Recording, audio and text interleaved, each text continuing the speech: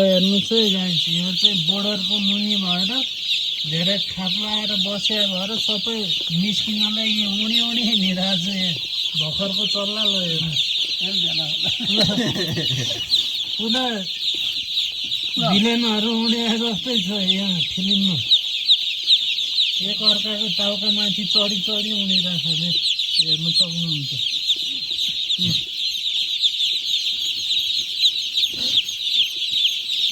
फिल्ममा त एक्टिङ मात्र गर्छ, रियलमा दौडिरहेको छ है गाइस। ल हेर्नु ल गर्मीले यो चाहिँ बोर्डर बाले हो। बोर्डरको मुनि बढी तातो भएर मस्त हिँडिरहेछ। ल यस्तो मजासँगले उडी उडिकन हिँडिरहेको छ चल्लाहरू। च्याउ च्याउ च्याउ च्याउ चिची चिची ची गर्दै। यहाँ कोही छोड्नै नपाई सुतिरहेछ। त्यहाँतिर आँखा बन्द गरेर कोही च्याउ च्याउ चिची गरिरहेछ। के हो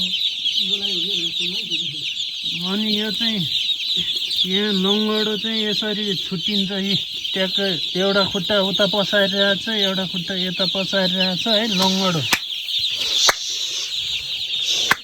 अनि हाम्रो साउजीलाई चाहिँ उहाँलाई चाहिँ कुखुरा छोड्न नपाइकन 5-5 किलो चाहिन्छ अरे। अहिले भर्खर त्यही भन्दै हुनुहुन्थ्यो।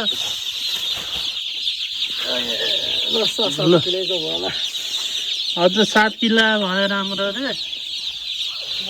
5 किलोसम्म ठिकै हो अरे। यहाँ निदाइरहेछ। ल भर्खर छोडेर चल्ला निन्द्रामा बसिरहेछ।